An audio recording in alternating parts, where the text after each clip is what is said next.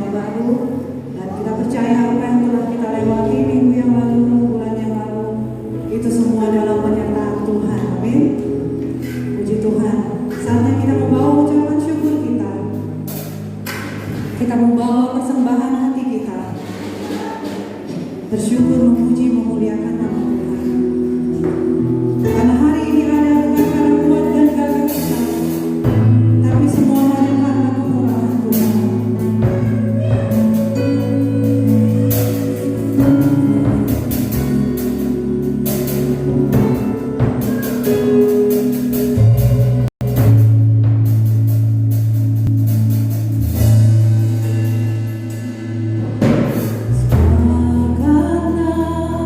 Segala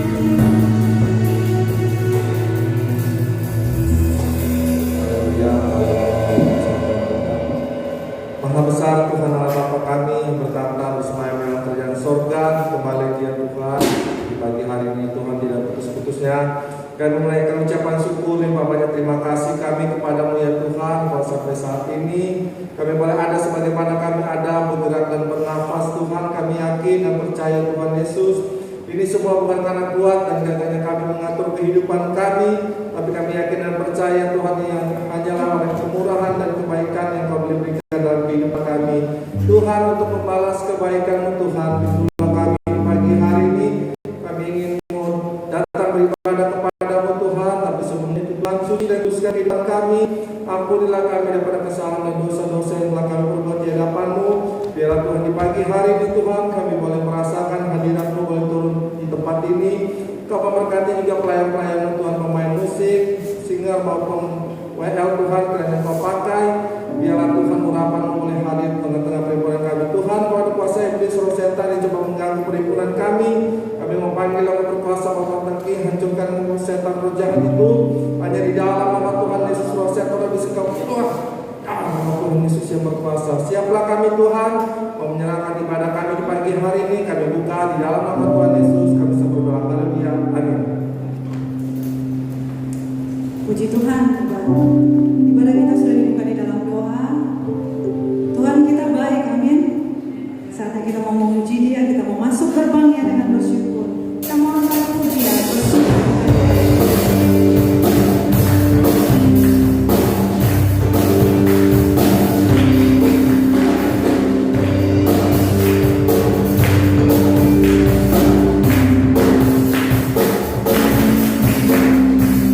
Masuk gerbangnya bersyukur.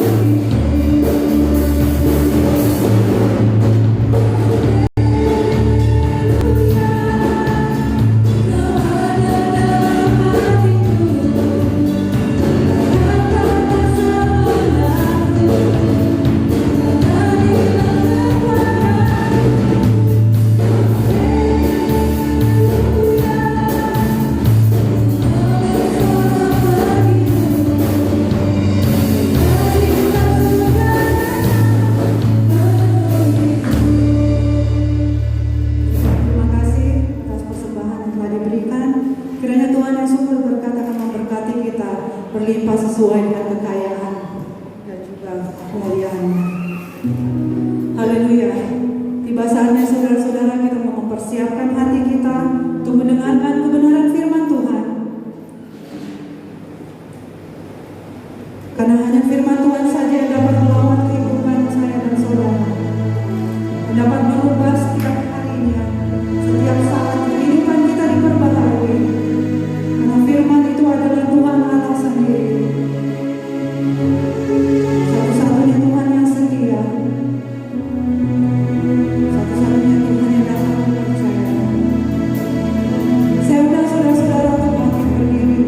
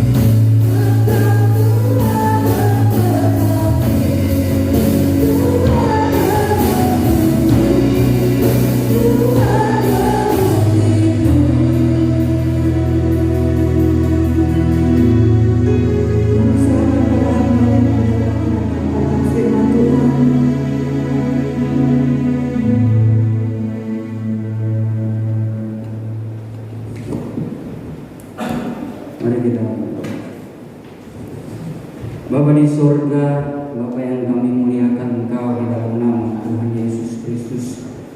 Pada kesempatan pagi siang hari ini Tuhan, kami menaikkan pujian dan syukur bagi-Mu bahwa Engkau Allah yang patut kami muliakan atas hidup kami, sebab kehidupan kami boleh merasakan penyertaan-Mu lewat berkat dan janji firman-Mu. Terbukti sampai pada saat ini kami boleh ada sebagaimana kami ada. Kami boleh berhimpun kembali di rumah-Mu sekalipun dalam keadaan pandemi ini Tuhan.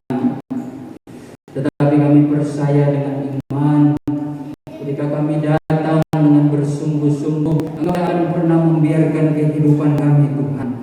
Engkau akan senantiasa memberikan perlindungan. Oleh karena itu juga berikan kami hikmat Tuhan, agar dalam setiap kami datang beribadah, kami benar-benar datang mencari Engkau Tuhan, sehingga kami pulang dengan membawa berkat yang daripada-Mu. Begitu juga dalam segala aktivitas kami, dengan hikmat-Mu kami boleh melakukan perkara-perkara yang baik yang diperkenankan oleh-Mu, sehingga kami menjadi orang-orang yang mengerti bagaimana memanfaatkan anugerah-Mu lewat kesehatan, kekuatan di dalam hidup kami untuk memuliakan nama-Mu. Terima kasih Bapa.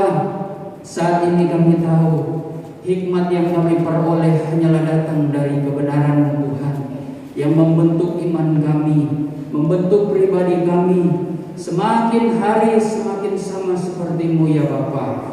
Oleh karena itu kami mau membuka hati kami untuk belajar akan kebenaran firman-Mu yang dapat mengubahkan hati kami, yang dapat melembutkan hati kami, terlebih membawa kami kepada kemenangan di dalam Engkau Tuhan. Biarlah lewat firman-Mu dapat memberikan suatu perilaku yang baik di hadapan-Mu Tuhan, yang dapat membentuk hidup kami untuk menjadi saluran berkat dimanapun kami berada, sehingga nama-Mu yang kami permuliakan. Terima kasih Bapa. Oleh karena itu kuduskanlah kami semua, agar kami boleh dapat menikmati hadirat-Mu dan kebenaran firman-Mu. Urapilah kami semua, terlebih hamba-Mu yang akan menyampaikan firman-Mu Tuhan. Pakailah bibir lidah hamba-Mu sebagai penyambung isi firman-Mu, menyambung isi hati-Mu Tuhan, sehingga Engkau boleh mengatakan dengan berterus terang apa yang menjadi kehendak dan mau-Mu di dalam kehidupan kami. Segala bentuk kuasa kegelapan yang mengintimidasi, mengganggu jalannya pemberitaan firman Tuhan, demi nama Tuhan Yesus Kristus kami tolak hancurkan semuanya itu. Darah Tuhan Yesus yang berkuasa, receive I the Lord.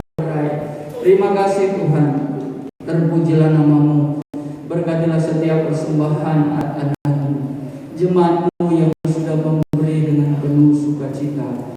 Kembalikan sukacita baru, berkekuatan, kesehatan, bahkan dengan kemuliaan Tuhan yang Engkau nyatakan di dalam kehidupan mereka. Terima kasih Bapa, kami siap belajar akan kebenaran firman-Mu dalam nama Yesus yang menjadi Tuhan dan Juru Selamat kami. Kami sudah berdoa, haleluya, amin. Ya, puji Tuhan, silakan duduk.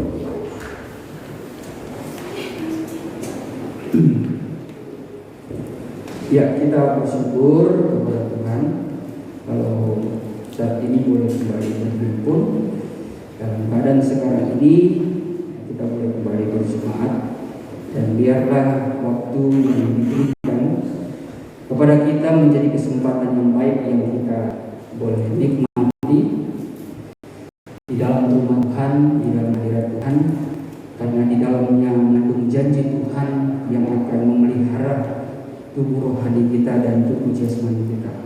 Puji Tuhan. Ya, mungkin merupakan tema yang besar. Apa yang menjadi saya pernah sampaikan mengenai teladan sidang jemaat Philadelphia. Sebenarnya ya, saya mempelajari sidang jemaat Philadelphia kalau membiarkan hikmat Tuhan itu bekerja ya sangat amat luas. Sehingga kalau boleh jujur, khotbah saya sebelumnya itu sebenarnya inti sarinya itu saya dapat dari materi pelajaran tentang sidang jemaat Philadelphia ya. Jadi sampai explore dan sebenarnya semuanya berbeda. Tetapi bukan saja pada materi sidang jemaat Philadelphia saja.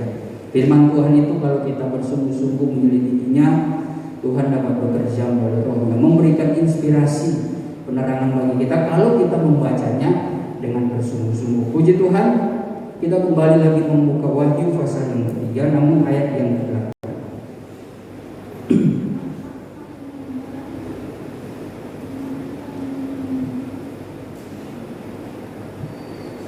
Wahyu pasal 3.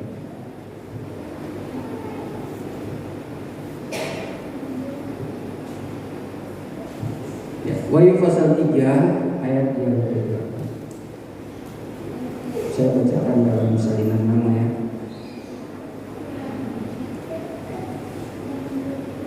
Untuk menghormati firman Tuhan, mari kita bangkit berdiri. Wahyu pasal 3 ayat yang ke-8 mengatakan begini. Aku tahu segala perbuatanmu. Tengoklah, aku sudah menghadapkan padamu pintu terbuka yang seorang pun tiada dapat menutupnya. Karena meskipun kuasamu sedikit, tetapi engkau sudah menurut perkataanku dengan tiada menyangkal namaku. Puji Tuhan, sudah duduk. Dalam salinan baru saya bacakan bagi kita semua ayat yang ke-8. Aku tahu segala pekerjaanmu. Lihatlah, aku telah membuka pintu bagimu yang tidak dapat ditutup oleh seorang pun. Aku tahu bahwa kekuatanmu tidak seberapa, namun engkau menuruti firman-Ku dan engkau tidak menyangkal nama. Puji Tuhan.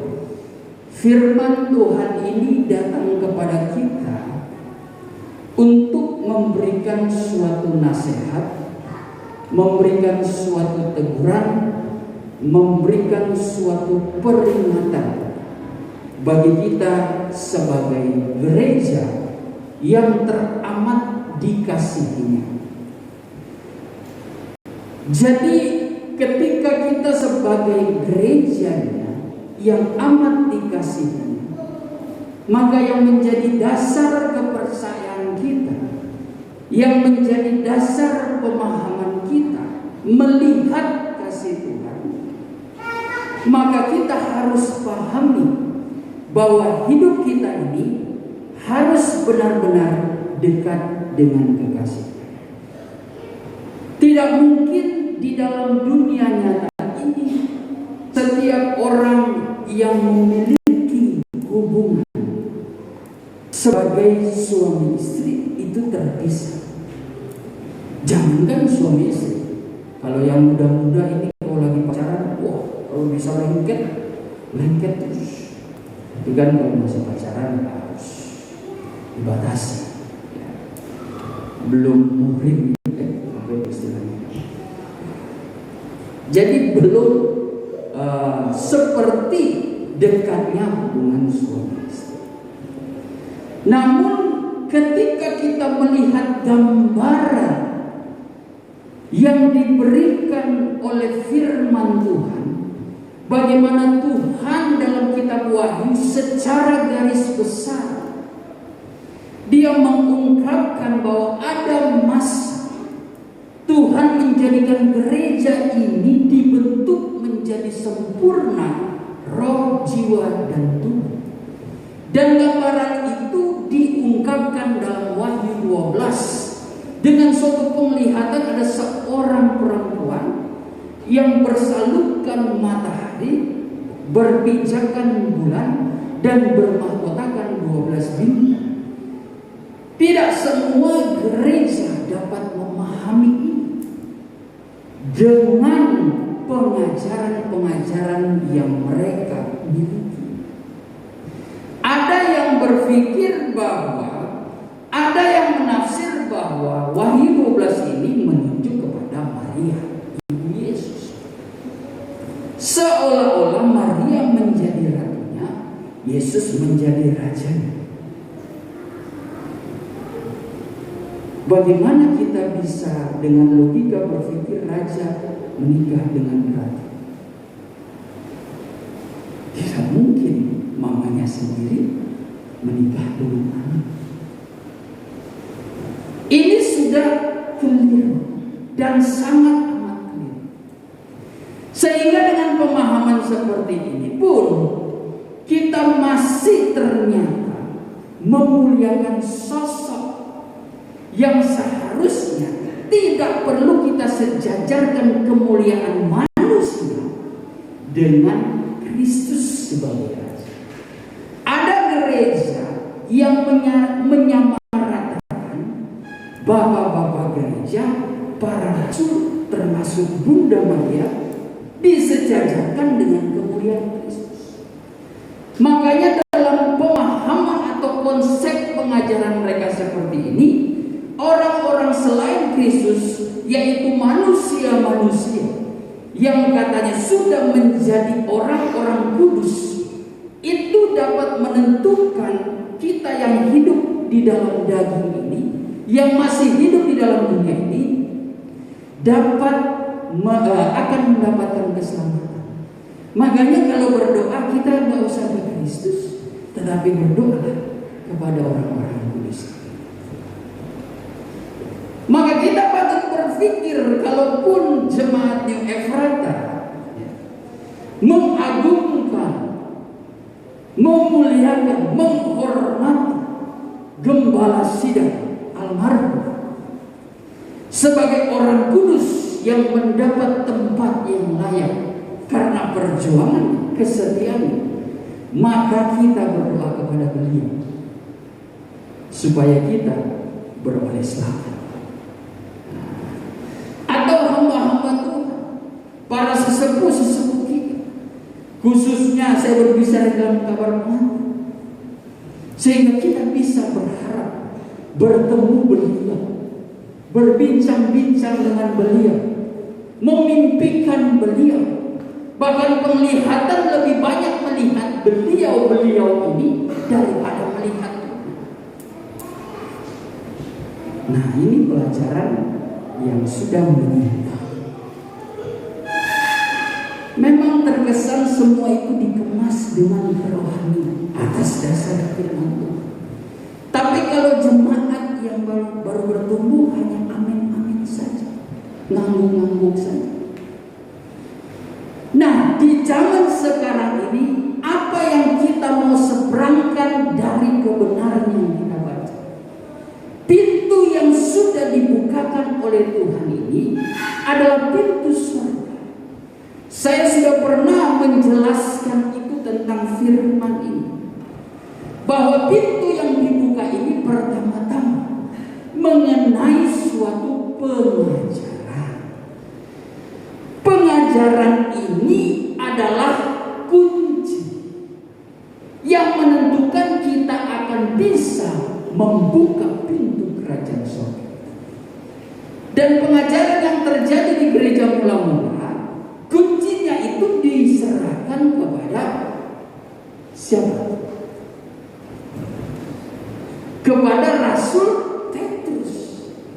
Dengan dasar firman Tuhan Matius 16, kepada kamu kuberikan rahasia kerajaan surga. Kepada Petrus diberikan anak kunci, di mana yang Tuhan maksudkan di sini bukanlah kunci pintu beneran, ya. Kunci kerajaan surga itu betul-betul dalam bentuk kunci, bukan. Tetapi melalui pelajaran yang dipercayakan kepada Rasul Petrus. Peristiwa ini akan diungkapkan oleh Petrus. Kunci kerajaan surga akan diberikan, akan digunakan oleh Petrus ketika Petrus berkhotbah di hadapan 3.000 kurang lebih. 3.000 jiwa.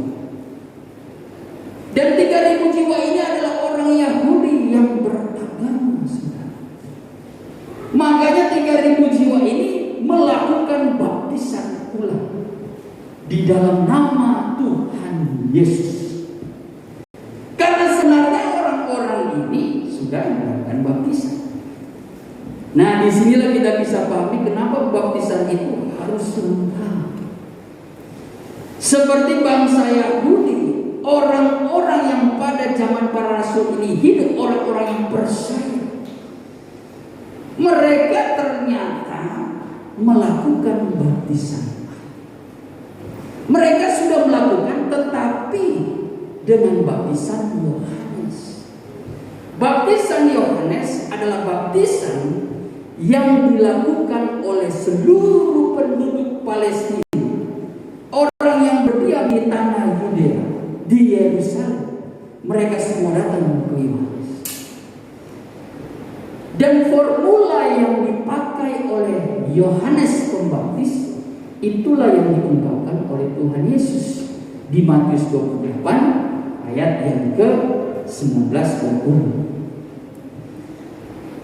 Bahwa jadikanlah semua bangsa muridku dan baptiskanlah mereka di dalam nama Bapa, Anak, dan Roh Kudus. Yesus mengatakan demikian karena dia sudah melakukan baptisan itu. Makanya Tuhan terangkan lagi di dalam nama Bapa, Anak, dan Roh Kudus. Tuhan Yesus bisa saja dia mengungkapkan yaitu di dalam nama Tuhan Yesus. Bisa saja. Tapi disinilah Tuhan mengerti batasan. Bukan Tuhan Yesus terbatas, tapi dia mengerti konsep regenerasi, konsep utusan. Dia tahu bagian-bagian. Sebagaimana apa yang dia pernah genapi kepada rasul-rasul di dalam Yohanes 14 ayat yang ke-12. Barang siapa yang percaya kepadaku, kamu akan mengerjakan pekerjaanku, tetapi lebih dari apa yang kau kerjakan. Coba kita buka Yohanes 14 ayat yang ke-12. Aku berkata kepadamu, sesungguhnya barang siapa percaya kepadaku, ia akan melakukan juga pekerjaan-pekerjaan Ia akan melakukan juga pekerjaan-pekerjaanmu yang aku lakukan, bahkan pekerjaan-pekerjaan yang lebih besar daripada itu, sebab aku pergi kepada Bapa. bahkan pekerjaan-pekerjaan yang lebih besar daripada apa yang Tuhan Yesus lakukan. Di situ kan dikatakan Tuhan Yesus berkata kepada orang-orang yang percaya, bukan para murid saja, tetapi semua orang yang percaya kepadanya. Dia akan melakukan pekerjaan yang aku kerjakan. Dalam konsep baptisan ini, Tuhan Yesus sudah mengerjakan, dan akhirnya dia memberikan perintah. Tuhan Yesus tidak mau menambah-nambah, mengurang-urang, mungkin hanya sedikit memberi gambaran untuk tentang keadaan ke depan nanti, iya. Tapi untuk kapasitas dia sangat menghormati sekali. Secara dia walaupun dalam tubuh manusia, tetapi dia juga adalah suatu sosok yang patut dimuliakan. Saat itu dia berbicara memang dalam keangkatan, kemuliaan. Tetapi sebagaimana kata-kata dan ajaran Yesus, dia tidak pernah mempermuliakan dirinya sendiri. Bisa saja kalau kita menafsir. Tafsiran tentu yang sesuai dasar firman dan tuntunan Roh Kudus. Jangan tafsir kita buka kitab, buka lagi kitab-kitab lain. Itu udah keluar, bisa-bisa keluar. Jadi di sini kita bisa simpulkan, Tuhan Yesus sudah mau terangkat saya. Dia tidak mau memuliakan diri.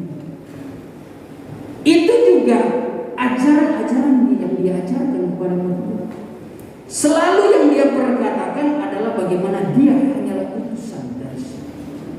Aku hanya melakukan apa yang menjadi kehendak Bapa atas diriku.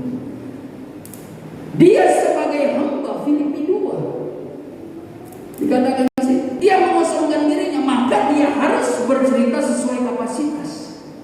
Dia bisa saja, walaupun saya hamba, saya ini Tuhan. Bisa saya, kamu sembah. Dia kalau hanya berbicara sedikit lewat perumpamaan saja. Jadi tidak banyak orang yang memahami dia. Kalau orang-orang yang memahami sudah mengerti dan sangat menghormati Yesus sebagai manusia. Tapi orang-orang yang sulit mengerti, ya mereka anggap tukang anak daripada ayahnya sebagai tukang kayu pada saat itu. Orang yang sederhana bisa seperti itu. Disinilah kita bisa mengerti dalam hal baptisan. Tuhan Yesus tidak mau menyatakan namanya, sebab dia tahu ada rahasia. Sebab namanya pada saat itu masih rahasia. Dan belum banyak orang siap menerima bahwa dia adalah Yesus. Namun ketika sudah saatnya, disitulah dengan ilham Roh Kudus. Tuhan tidak berbicara saat dia terangkat, tetapi Tuhan berbicara ketika hari ketuanan Pentakosta. Roh itu memenuhi murid-muridnya, para rasul. Disitulah hikmatnya itu berbicara. Sebagaimana kita pahami di dalam Yohanes 16 ayat yang ke-13. Coba kita buka. Yohanes 16 ayat yang ke-13. Tetapi apabila ia datang, yaitu Roh kebenaran, ia akan memimpin kamu ke dalam seluruh kebenaran. Nah, saya kaitkan ya dengan peristiwa Loten. Ketika Roh kebenaran itu tercurah, turun ke atas orang-orang yang pertama menerima, yaitu 70 sampai 120 murid yang berkumpul, termasuk para rasul ini. Mereka ini menerima suatu kebenaran. Coba terus. Sebab ia tidak akan berkata-kata dari dirinya sendiri. Roh Kudus ini tidak berkata-kata akan dirinya sendiri, tetapi segala sesuatu yang didengarnya itulah yang akan dikatakannya. segala sesuatu yang didengar oleh Roh Kudus, oleh oknum Roh Kudus ini datang berasal dari Allah Bapa. Ya. Allah Bapa di dalam kemuliaan Yesus Kristus. Yesus Kristuslah yang mengutus Roh. Terus? Dan dia akan memberitakan kepadamu hal-hal yang akan datang. Ya, Roh ini akan memberitakan kepadamu hal-hal yang akan datang. Itulah rahasia kunci kerajaan surga. Berbicara tentang dunia akhirat, itu berbicara tentang hal yang akan datang. Manusia kalau berbicara tentang hal yang akan datang, wah itu pasti meleset. Walaupun dia meriset dengan segala pengetahuan, itu pasti meleset. Manusia dengan kepintaran oke, mereka bisa buat pesawat sampai ke planet Mars. Wah itu luar biasa. Saya pun terkadang masih bimbang dalam pengertian kok mereka bisa sampai ke Pluto dengan benda apa? Kalau ke planet Mars saja mencapai 3 bulan, 6 bulan, itu pun dengan kecepatan tinggi, melebihi kecepatan kita kalau naik mobil ya paling 120. Ya kalau Yogi mungkin bisa 140, 150 dan sebagainya. Ya biasa laki-laki seperti itu. Anak muda saya dulu begitu. Tapi ketika saya sudah beristri kan, ada remnya, rem di kaki sama di pinggang. Ada. Benar ya? Paling malu kalau di koyor. Ya. Dengan sendirinya juga kita dapat menjaga gejolak jiwa muda. Ya, kadang kalau kita sudah punya anak, sudah berpikir ada anak saya. Kalau ngebut-ngebut terpancing, saya ingat anak saya. Kalau celaka jangan bawa-bawa orang, jangan bawa keluar, celaka sendiri. Ya. Ini yang dilakukan manusia. Dia bisa mencapai Pluto, bahkan ada lagi setelah Pluto ya, itu bintang galaksi Andromeda. Saya pikir ini benar nggak ini? Saya pun sudah pusing. Seperti ya penelitian mereka sampai mereka tahu nama-nama ada planet lagi, planet berbintang urut. Saya berpikir, siapa yang memesannya? Kalaupun benda seperti apa? Tapi kalau memang itu betul, ya berarti betapa besarnya Allah kita. Dan saya mau katakan, sekalipun manusia mempunyai kecerdasan seperti itu, mereka tidak akan pernah bisa menemukan jalan ke surga. Makanya banyak saintis itu tahu bagaimana mereka meneliti segala sesuatu sampai amat dalam pengetahuan yang tinggi-tinggi.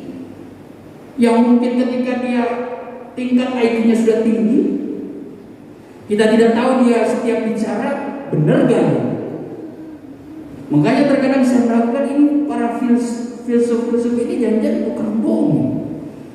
Karena ketika mereka yang sudah berwibawa, dikenal sebagai orang pintar, dia ngomong salah atau benar pun kita yang awam, oh iya aja. Karena siapa? Ketika dia menjelaskan dengan algoritma yang bikin membingungkan, oh ya udah, intinya kita menyimpulkan, wah ini orang nggak biasa. Kalau menyusun dengan matematika baru, oh bagus, kamu orang yang hebat. Padahal belum tentu. Saudara itu, dia itu mengatakan kebenaran, jangan dia sudah berdusta. Makanya Paulus menegaskan juga, hati-hati orang-orang yang memiliki pikiran berfilsafat ini justru malah menyesatkan dari benar. Mereka adalah pendusta. Mereka memakai kebenaran ini untuk menipu jemaat Tuhan. Makanya ini menjadi tanggung jawab kami sebagai hamba Tuhan. Kalau berkata-kata tentang rahasia kerajaan surga, kami sampaikan dengan tiada ditutup-tutupi. Walaupun saudara sudah dengar dengan perasaan yang jenuh, kesal, sakit hati, marah, emosi dan sebagainya, kami tidak peduli. Yang penting kami menyatakan kebenaran. Tidak peduli responnya seperti apa. Kami hanya ya memang seperti itu. Terkadang hamba Tuhan seperti radio. Ya. Radio di mana radio hanya memancarkan suatu suara dari gelombang orang yang berbicara di jauh sana. Radio itu menyuarakan. Terkadang orang yang dengar kesal dan dia mau malah menghancurkan radio itu. Harusnya kan dia pergi ke tempat orang yang berbicara. Nah, itu sebagai gambaran sederhana. Hamba Tuhan terkadang seperti mereka hanya diutus menyampaikan. Terkadang memang harus menghadapi. Seperti kata Paulus di dalam Galatia 4 coba. Galatia 4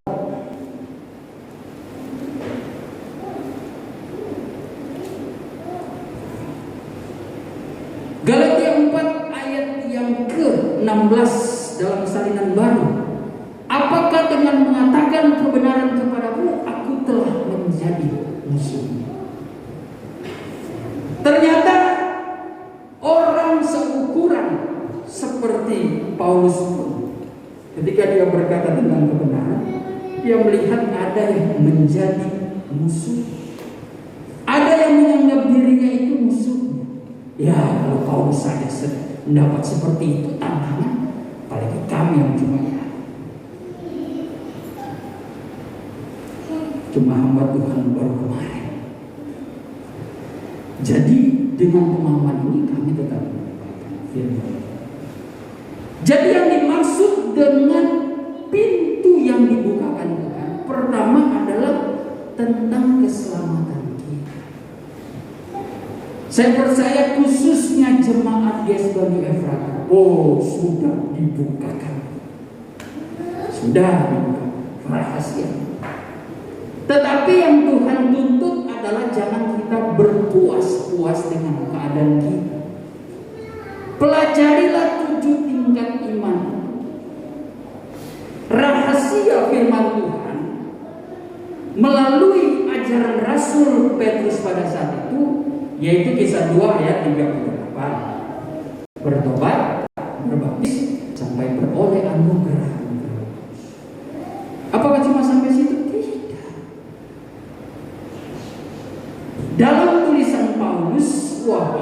lebih tajam.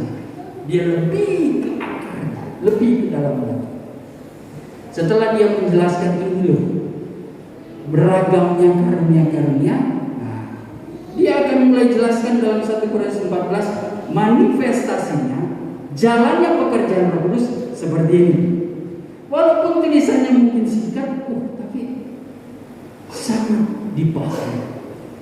Namun sebelum dari 12 ke 14, Paulus menulis di pasal 13. 1 Korintus 13 ayat 1 sampai 13.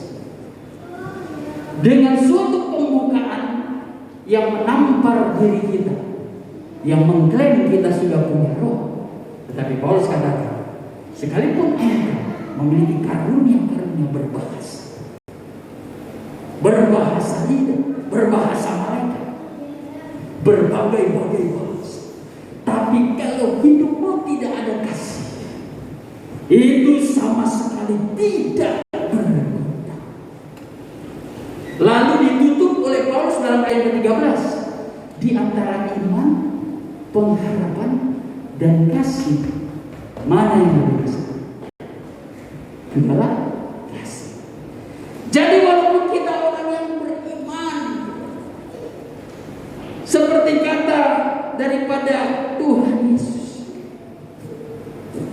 seperti kata Rasul Paulus dalam konteks pasal 13 itu, sekalipun aku orang beriman dapat memindahkan gunung, kita mempunyai pengharapan di dalam Kristus, sehingga kita mempunyai sikap seolah-olah memiliki pengorbanan kepada orang yang butuh pertolongan.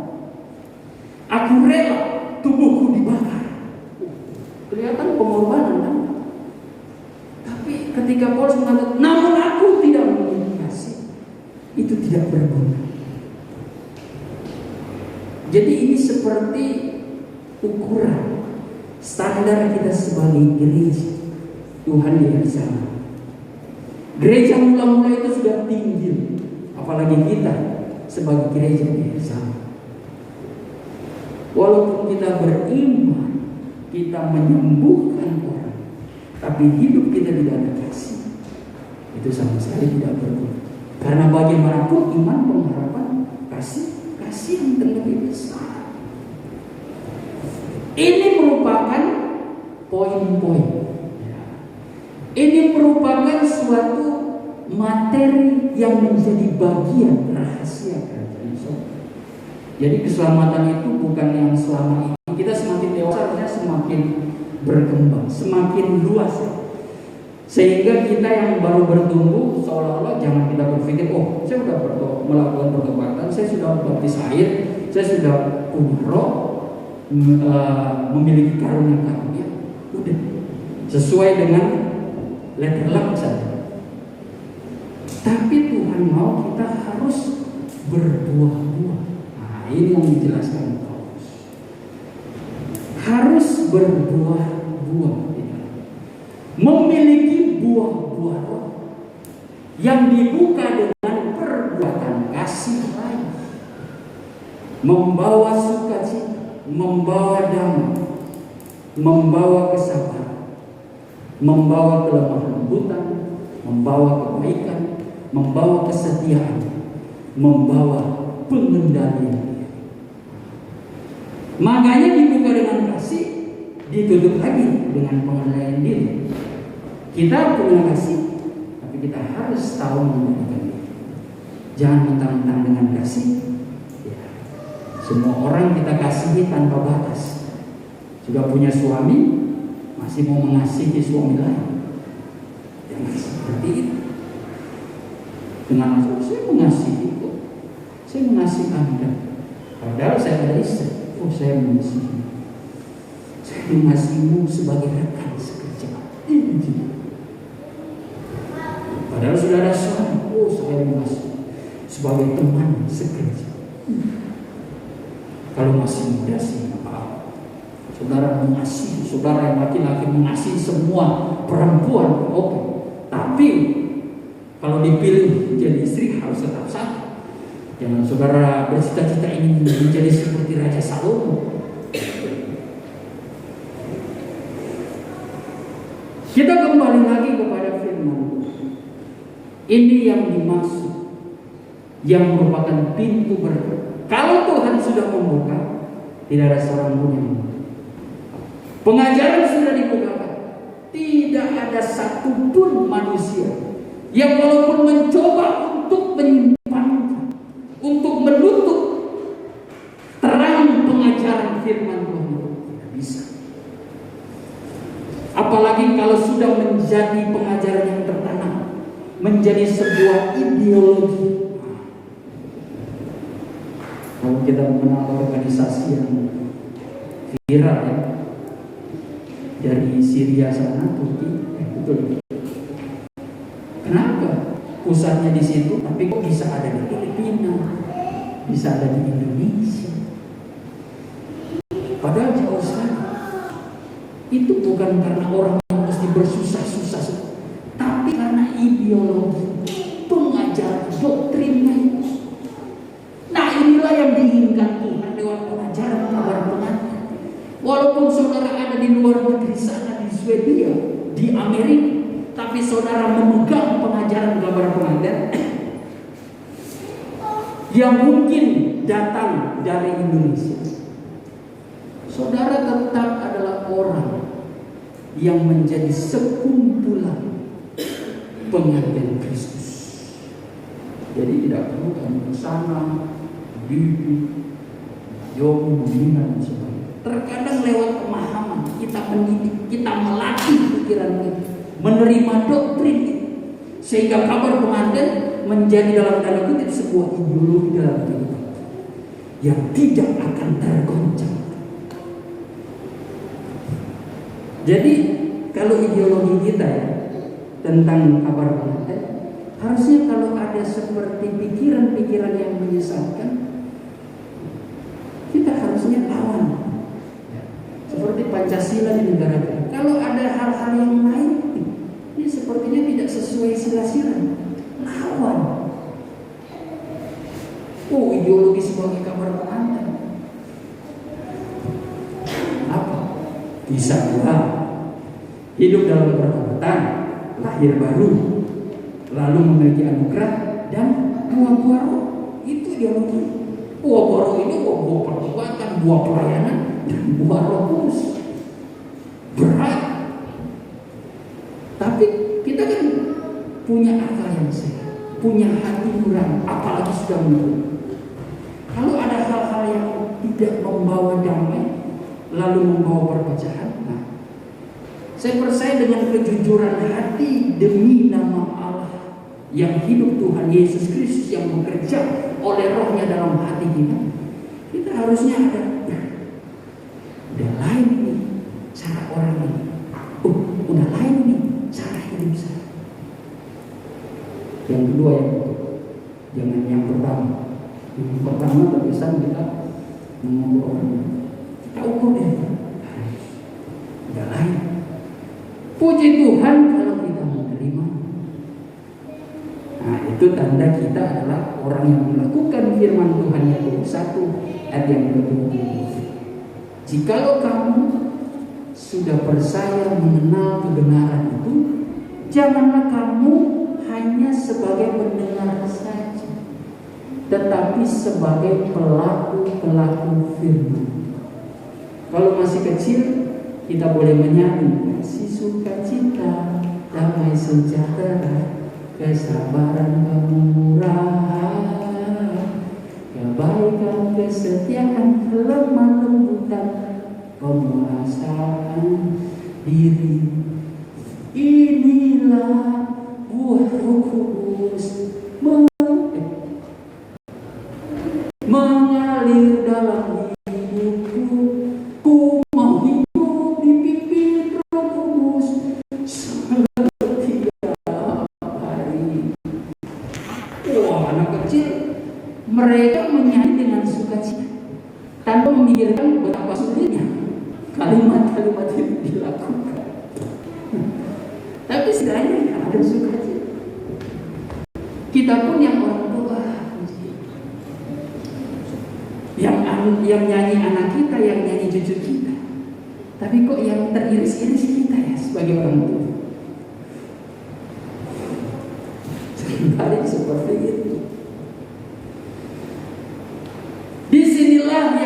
menjadi suatu kesadaran. Rahasia firman Tuhan sudah bilang sebagai ideologi dalam diri kita, jangan tanda kutip. Ideologi itu kesan bahasanya tidak alkitabiah ya. Mungkin ada bahasa-bahasa lain. Menjadi prinsip. Makanya kenal pemahaman pengajarannya dengan sebaik-baik. Jangan kita cuma tahu pengajaran, nah prakteknya itu nol. Hiduplah berpadan dengan apa? Karena orang yang tahu pengajaran tetapi tidak dapat melakukannya, ya kembali lagi kita ingat, dia adalah orang-orang yang kanak-kanak rohani. Makanya tadi saya katakan sebagai gambaran anak-anak itu taunya kenal lagu itu, tahu hukum kasih, sukacita, damai sejahtera. Tapi pada prakteknya sulit anak-anak mengerjakannya. Masih ada iri, masih ada dengki, masih ada pihak memihak. Coba kita buka dulu 1 Korintus 3 ayat 1. 1 Korintus 3 ayat yang pertama Sampai ayat yang keempat ya, kelima. Ya. Dan aku saudara-saudara pada waktu itu tidak dapat berbicara dengan kamu seperti dengan manusia rohani. Paulus melihat bahwa dia yang sudah mengajarkan akan terang firman itu kepada jemaat Korintus. Bahkan Paulus dengan tanggung jawab yang penuh oleh kuasa Roh Allah, dia mati-matian untuk membawa jemaat Tuhan ini sampai kepada tingkat yang siap dipertunangkan. Artinya layak disebut sebagai dewasa rohani. Namun Paulus di sini agak sinis melihatnya.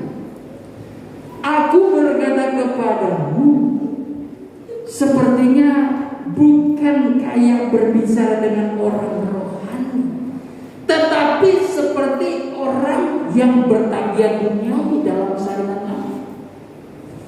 Terus, Tetapi hanya dengan manusia duniawi yang belum dewasa dalam Kristus. yang masih belum akil balik, yang masih kanak-kanak. Saudara yang dewasa coba, ketika saudara mungkin lagi emosi, lagi marah, lagi melawan saudara, tiba-tiba adik atau saudara atau kakak saudara atau orang tua saudara mengatakan, kamu kayak anak-anak banget, kamu childish banget, pasti masih merasa direndahkan. Padahal perbuatan kita itu sendiri yang merendahkan, merugikan diri kita sendiri. Nah, banyak orang seperti itu, termasuk diri saya. Terus Ayat yang kedua, susulah yang kuberikan kepadamu. susulah yang diberikan kepada ini adalah suatu ungkapan, sindiran, gambaran, bayangan. Sebagaimana dengan logika kita berpikir bahwa anak-anak ini masih makanan yang lembut, masih susu. Itu pun sulit mereka untuk meminum sendiri, harus disuapin. Harus disuapin. Coba kalau seorang istri yang menghadapi suaminya udah dewasa, manja sungguh. Ma, tolong ya bikin indomie. Nih saya udah suapin.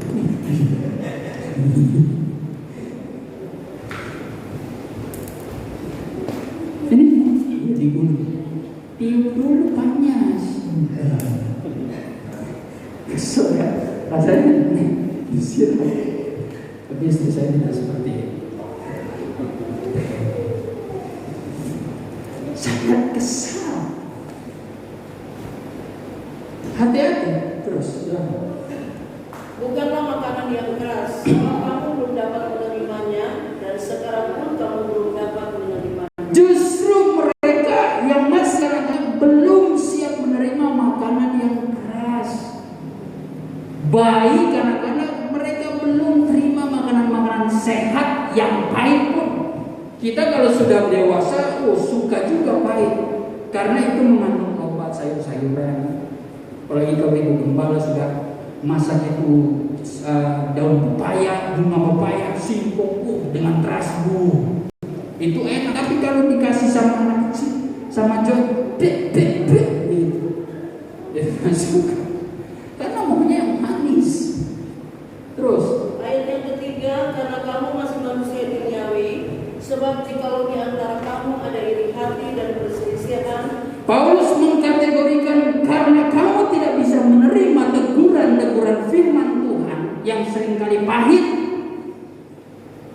seringkali tidak sedap didengar, karena kamu sudah betul-betul meninggalkan firman Tuhan. Yang 21 ayat yang 21, kamu tidak siap menerima firman itu dengan hati yang lembut.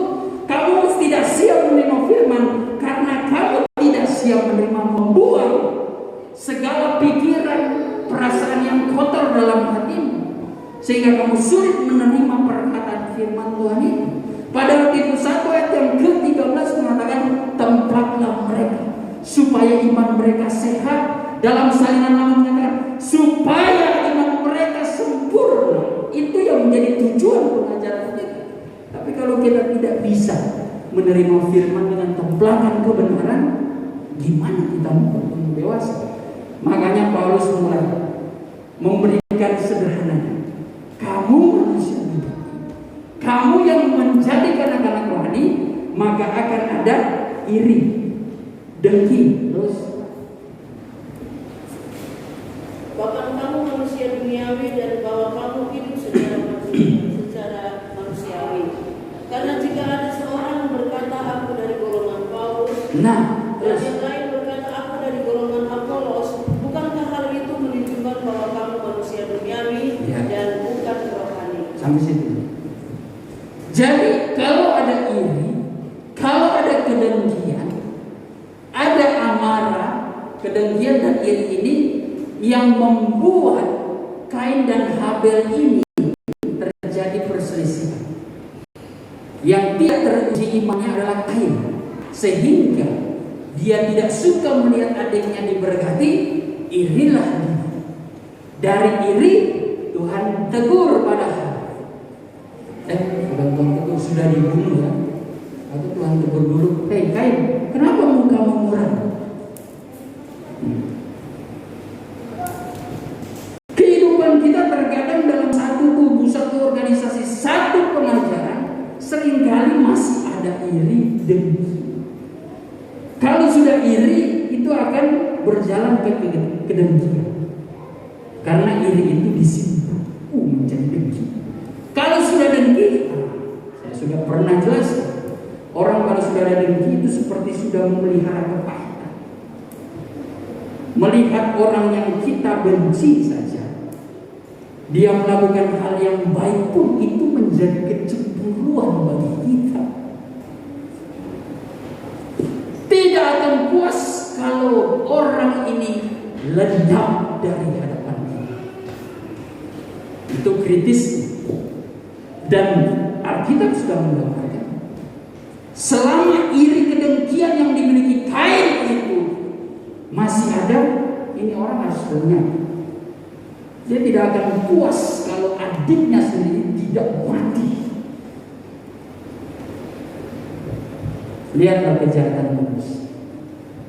Sampai detik ini pun dunia sekalipun punya lembaga perserikatan bangsa-bangsa, mereka ini menjadi organisasi yang tidak bisa menghilangkan suatu semangat perang. Tidak bisa. Cuma Tuhan Raja Damai yang bisa.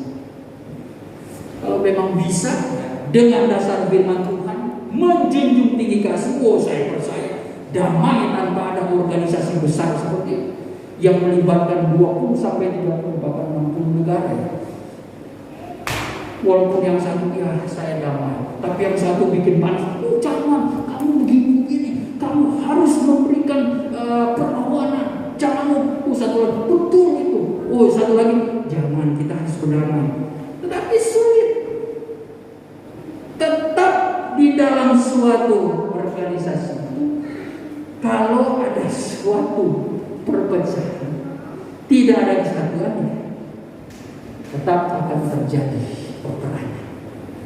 Ya, ini semua sudah seizin Tuhan. Karena dunia memang sudah terbuka. Kita pun yang hidup dalam damai, tapi iblis belum dihukum, belum diikat.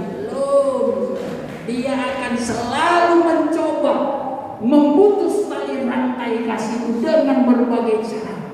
Makanya kalau iblis itu sudah diikat, nah itu di masa 1000 tahun damai, disitulah ada kedamaian. Di situ baru ada kedamaian. Tapi sampai saat ini, karena memang ketetapan Allah belum sampai kepada hari ini, itu ada rahasia. Ya kita kembali lagi, iri dengki, pihak memihak. Aku golongan Yonatan, aku golongan Musa, aku golongan ibu gembala.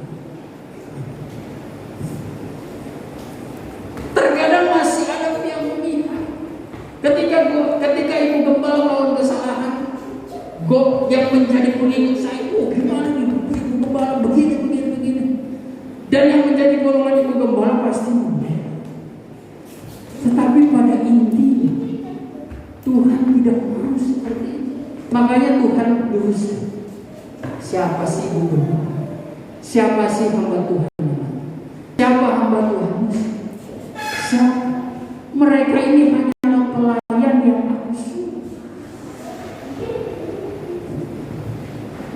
Mereka hanya menabur, tetapi yang menumbuhkan adalah aku. Kita menghadapi persoalan relasi kepada sesama manusia. Apakah kita pernah seperti itu? Kita membela seseorang karena kita dari dia. Tapi bukan berarti kita membela. Ketika dia berbuat salah, kita bela. Kita harus tetap menunggu. Bukan berarti kita membela satu orang, lalu kita betul-betul memaki-maki, menghina, merendahkan orang yang tidak membela. Jangan seperti itu. Ya sudah terjadi kan di Indonesia ini beberapa pemilu yang kemarin ya sudah kelar, masih aja itu istilah-istilah kampret cekung. Mereka mencoba memanas-manas. Penyesatan itu ada, tetapi wahai atau celaka yang menjadi sumber penyesatan itu, yang menjadi sumber provokasi. Lebih baik kita berpropaganda yang membangun daripada kita memprovokasi dengan berita-berita hoax. Itu kan yang menjadi prinsip. Jangan ada pihak memihak. Saya saat ini memihak sidang jemaat. Ketika terjadi suatu persoalan, saya tidak mungkin membela satu lalu menuduh. Saya tetap akan menjadi penengah. Tidak bisa. Sebab saya memihak justru kepada kebenaran. Kalaupun persoalan terjadi dalam diri kami betul-betul menyadari dan meminta maaf. Saat ini pun saya ambil kesempatan, maafkan aku kalau kamu yang kurang dari kita. Maafkan kami. Doakanlah supaya kita berjuang bersama-sama.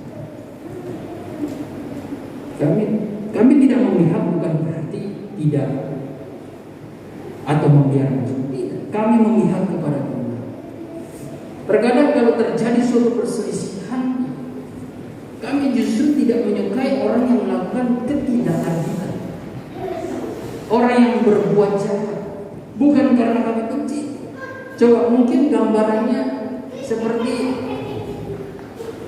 kalau kita mempunyai adik kakak, saudara sebagai orang tua mempunyai anak adik kakak, tentu adik kakak ini berat. Mungkin sepihak dia yang bersalah. Tapi tentu saudara tidak mungkin si kakak ini yang sudah memukul adik serta-merta membela karena adik itu salah. Tidak, justru Anda sebagai orang tua, kamu gak boleh begitu. Bilang papa, biar papa yang berkurang. Tapi kalau dari kecil sampai besar masih berselisih, saudara sakit hati.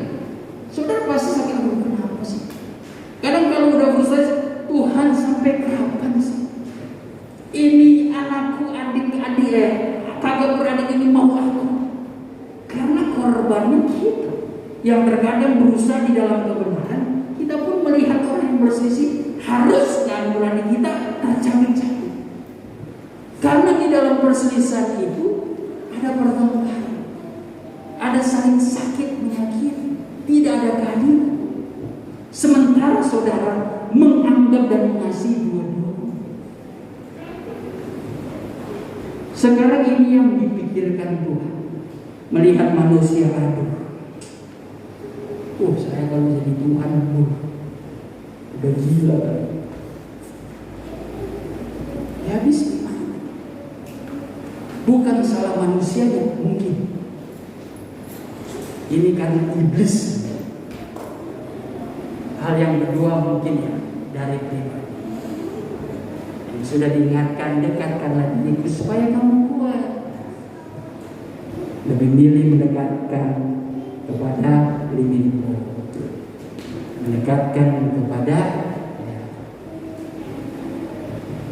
cewek-cewek. Ya udah, mendekatkan kepada mendekatkan kepada mabuk-mabuk, mendekatkan diri kepada narkoba, mendekatkan diri kepada pergaulan manusia.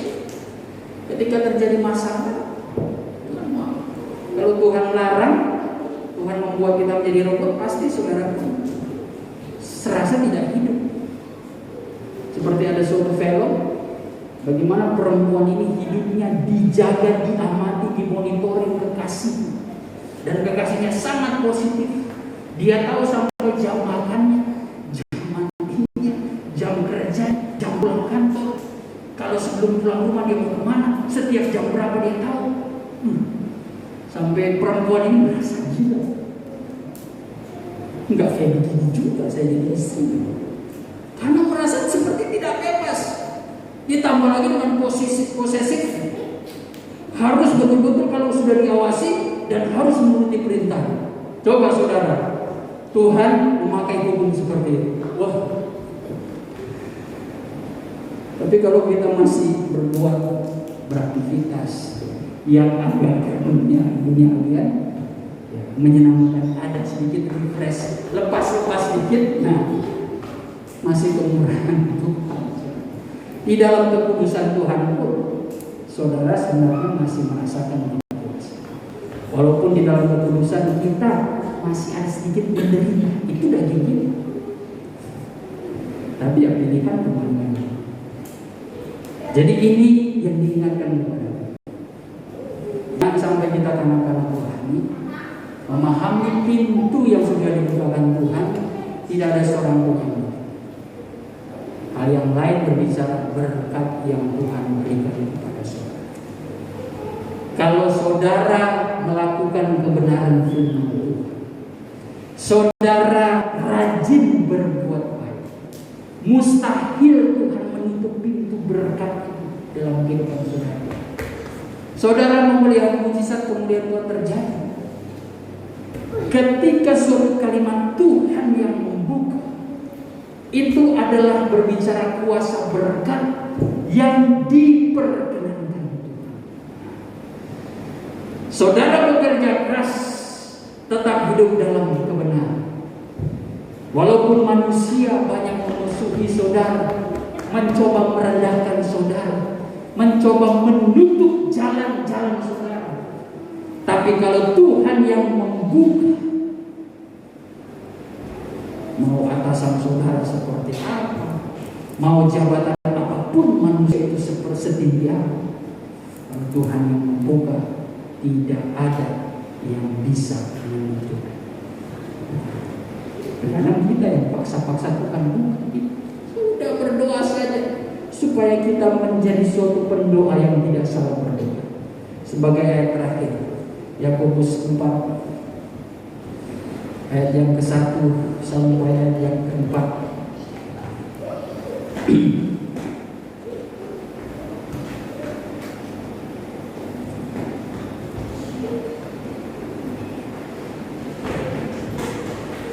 Dari manakah datangnya sengketa dan pertengkaran di antara kamu?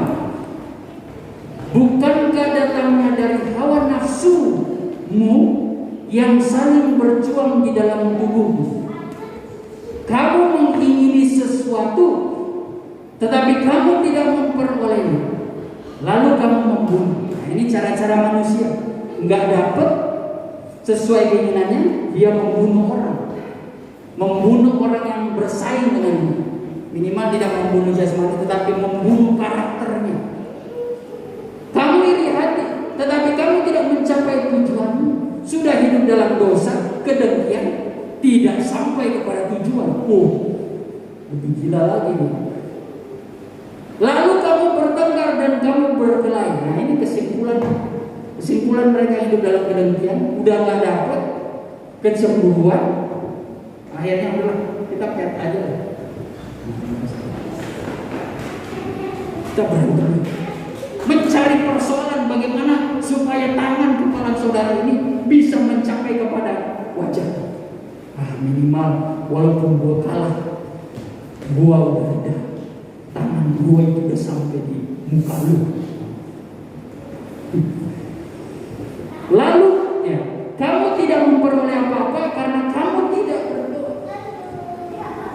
Ini alasan pertama, kita tidak memperoleh apa-apa. Mungkin karena kita tidak berdoa. Kita banyak menuntut Tuhan, tapi berdoa kepada Tuhan itu tidak ada. Kita minta dengan ya, di saat kita jalan, di saat kita lagi bersama dengan teman, tidak dalam keadaan sikap doa yang secara khusus meminta kepada Tuhan. Itu alasan pertama. Alasan kedua, atau kamu berdoa, tetapi kamu tidak menerima apa-apa karena kamu salah berdoa. Sebab yang kamu minta itu hendak kamu habiskan untuk memuaskan hawa nafsu. Ini yang menjadi suatu kebenaran atas hidup kita. Ada berdoa yang salah. Makanya kalau berdoa jangan lagi di tengah-tengah sengketa, lagi berselisih. Kalau dalam suasana bersengketa dan pertengkaran, itu doanya itu penuh dengan penghakiman Tuhan.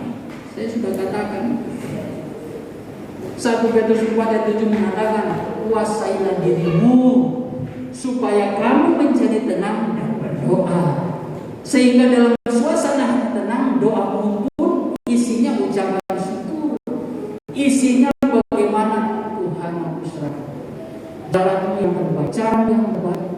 Kalau cara Tuhan cepat lambat, damai, indah. Kalau di tengah sengketa,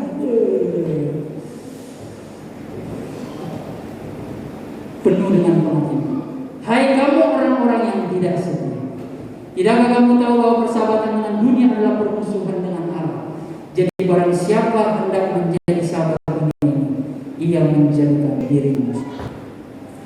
Saya dasarkan firman Tuhan ini di atas firman Tuhan yang mengatakan lewat perkataan Yesus, siapa bersama aku, ia mengumpul. Barang siapa yang tidak bersama aku, ia mencerai-berai. Matius 12 ayat 20. Jadi kalau kita dekat dengan Tuhan, Dia adalah orang yang cinta, mengatasnamakan kasih yang akan mengikat dan menyambung. Tetapi kalau kita terpisah dengan Dia, maka kita terikat dengan Dia. Dalam hidup itu kan hanya dua saja. Saudara terikat dengan Tuhan atau terikat dengan dunia. Terikat dengan dunia, saudara hidup dalam keegoisan. Ego menjadi tuan saudara, saudara menjadi tuan. Tapi kalau kita terikat dengan Tuhan, kita terikat dengan rohnya, roh kebenaran, dan kita akan menjadi terang. Kalau kita terikat dengan dunia, maka kita menjadikan diri kita musuh Allah. Tidak akan ada berdamai. Dunia ini saja sudah susah.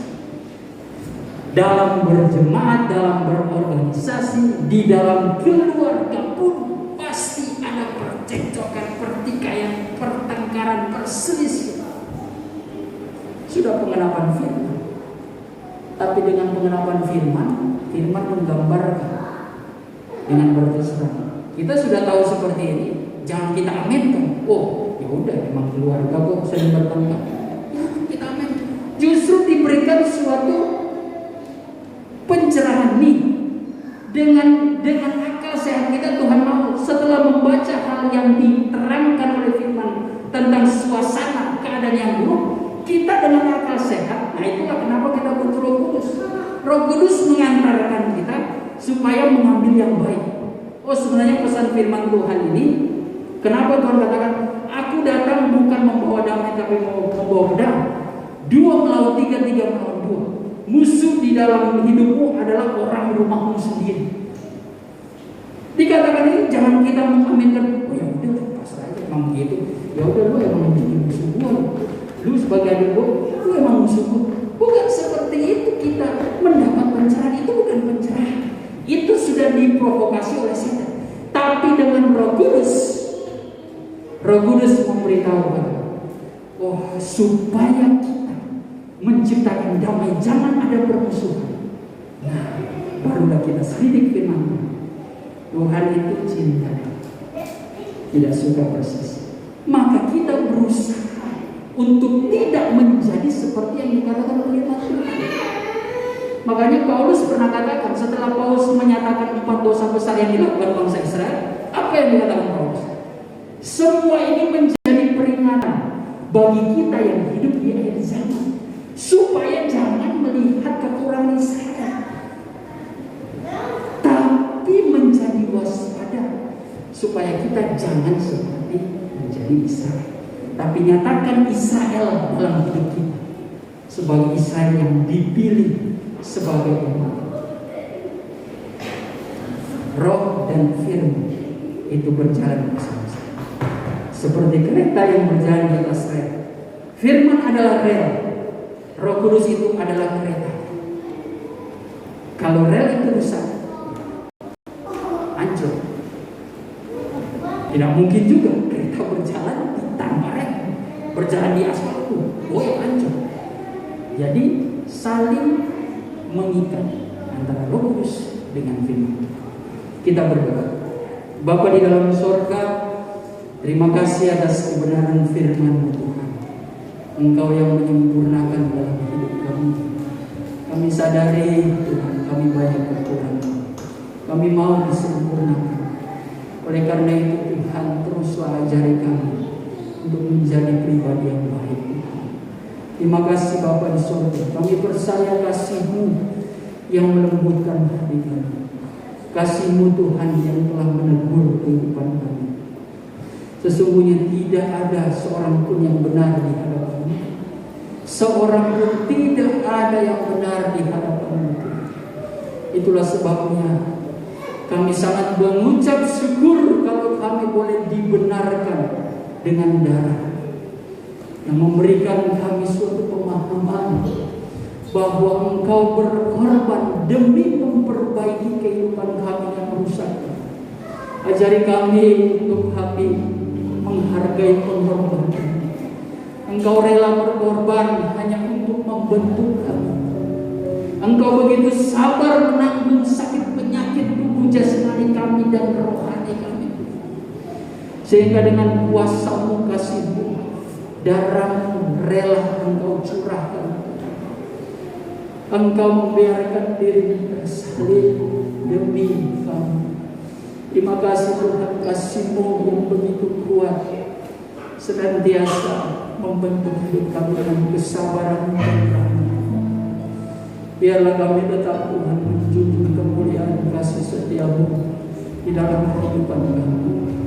Kami tahu ini tidak mudah Tuhan, tapi ingatkanlah kami terus oleh Roh-Mu yang senantiasa ada dalam diri kami. Biarlah itu menjadi penerang dalam hati kami, karena kami ini adalah anak-anak terang. Terima kasih karena Engkau satu-satunya harapan kami, karena Engkaulah satu-satunya Tuhan kami, Juru Selamat kami, hikmat kami, yang memampukan kami untuk menjalani hidup dengan bijaksana. Terima kasih Bapa. Setelah kami menerima firman-Mu, itulah hati kami bersekutu dengan di dalam penyembahan, di dalam roh dan kebenaran. Sucikan, kuduskanlah kami, lembutkanlah hati kami, bangkitkanlah penyerahan kami dan anugerah roh, agar kami boleh merasakan Tuhan kedekatan yang begitu intim dengan Engkau. Di dalam hadirat-Mu, sinar glory itu boleh nampak di dalam mata hati kami. Kami boleh memandang kemuliaan-Mu dan mengalaminya. Terima kasih Tuhan, segala bentuk kuasa kegelapan yang mencoba mencuri damai sejahtera, mencuri benih firman Tuhan, kami tolak hancurkan demi nama Tuhan Yesus Kristus. Setan yang Engkau tinggalkan perhimpunan kami. Darah Tuhan Yesus yang berkuasa dan disipai laut. Terima kasih Bapak Saudara. Kami sudah berdoa dan bersyukur. Haleluya. Dipandang wajah Tuhan dan berseru pertolongan dari-Mu. Peganglah tanganku, jangan lepaskan. Kaulah harapan. Kita pakai ku pandang wajah-Mu dan berseru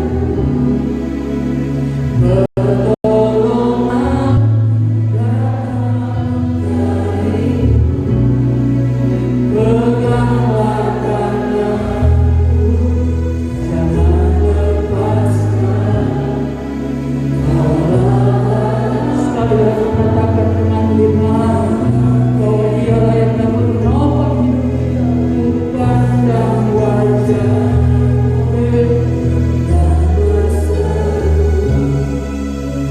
pertolongan datang dari-Mu. Peganglah tanganku,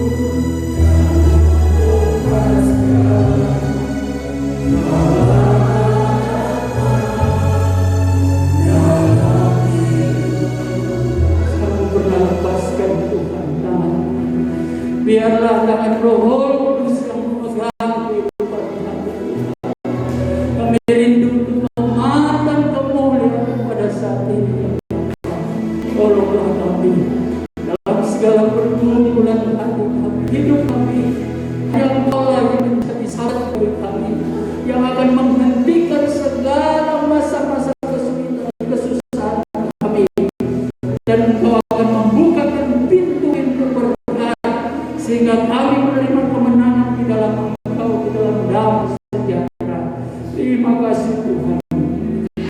Haleluya. Ku sembah Kau, ku sembah Kau.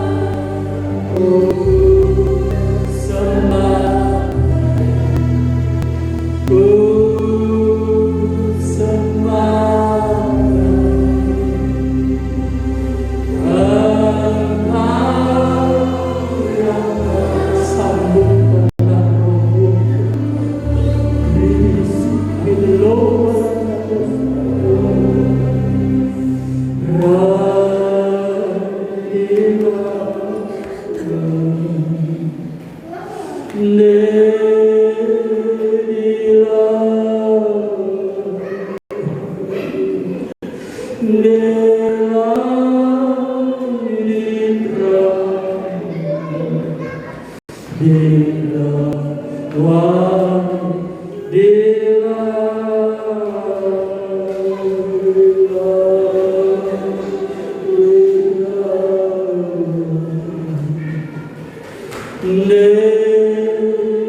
it grow.